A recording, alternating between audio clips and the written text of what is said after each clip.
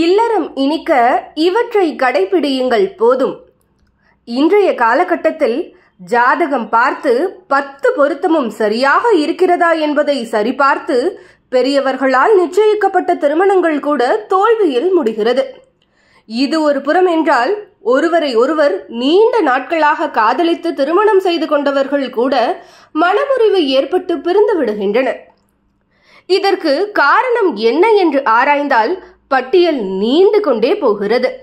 ஆனால் அவற்றில் சிலவற்றை கடைபிடித்தாலே போதும், இல்லறம் மகிழ்ச்சியாக இருக்கும். தனது துணைக்கு எது தேவை, எது தேவையற்றது என்பதை அறிந்து கொண்டு அதற்கேற்றாற்போல் நடந்து கொண்டால் பிரச்சனை வருவதை தவிர்க்கலாம். பொதுவாகவே கணவன் மனைவிக்கு இடையே ஒளிவு மறைவு இருக்கக்கூடாது என்று முன்னோர்கள் சொல்வார்கள். ஆனால் ஒவ்வொருவருக்கும் ஒரு தனிப்பட்ட வாழ்க்கை இருக்கும். அவற்றை கிளறாமல் இருந்தாலே போதும், தொந்தரவுகள் பெரிதாக வராது.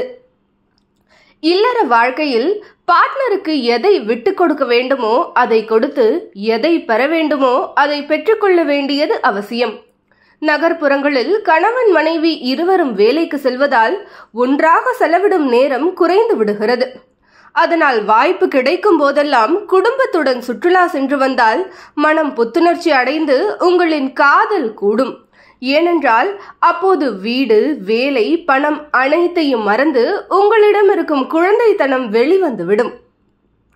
வீட்டில் ஏற்படும் பொருளாதார பிரச்சனைகளை எதிர்கொள்ள இருவரும் ஒன்றாக அமர்ந்து பரஸ்பரம் ஒருவர் கருத்தை மற்றொருவர் ஏற்று தீர்வு காணுங்கள். அப்போதுதான் அதனால் ஏற்படும் எதிர்மறை விளைவுகளுக்கு இருவரும் பொறுப்பேற்க முடியும். கணவன் மனைவிக்கு இடையே சண்டை வரும்போது இருவருக்கும் பிடித்த பொதுவான பாடலை ஒலிக்க விடுங்கள். அப்புறம் என்ன, சண்டைக்கு எண்டு கார்டு போட்டு காதலுக்கு டைட்டில் கார்டு போட வேண்டியதுதான். கொரோனாவுக்கு பின்னர் வீட்டிலிருந்தே வேலை செய்பவர்களின் எண்ணிக்கை அதிகரித்துள்ளது. என்னதான் நாம் கணவனாக இருந்தாலும் எப்படி 24 மணி நேரமும் நம்மையே மனைவி பார்த்து கொண்டிருக்க முடியும்? அதனால் கூடுமானவரை வேலை முடிந்தவுடன் குறைந்தது ஒரு 2 மணி நேரம் அவர்களை தனிமையாக இருக்க அனுமதியுங்கள். அப்போதுதான் தங்களுக்கு பிடித்தவர்களுடன் உரையாட முடியும். கணவன்மார்கள் மனைவியின் உறவினர்களையும், மனைவியர் கணவனின் உறவினர்களையும் பரஸ்பரம் மதியுங்கள். அதுவே உங்கள் மீதான மரியாதையை சுற்றத்தாரிடம் கூட்டும். இதனால் உங்கள் இருவருக்குள் காதல் பெருகும். காரணமில்லாமல் திடீரென ஏற்படும் சண்டைகளில் யார் முதலில் மன்னிப்பு கேட்பது என்று தயங்காதீர்கள். யாரென்றே அறிமுகமில்லாதவர்களிடம் கூட சாரி கேட்க தயங்காத நாம் வாழ்க்கை துணையுடன் மன்னிப்பு கேட்க ஏன் தயங்க வேண்டும்? இவ்வுலகில் அன்பு மட்டுமே கொடுத்தால் பல மடங்காக பெருகி திரும்ப கிடைக்கும் என்பதை நினைவில் கொள்ளுங்கள்.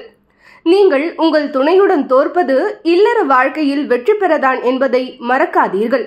விட்டு கொடுங்கள், வாழ்க்கை இனிக்கும்.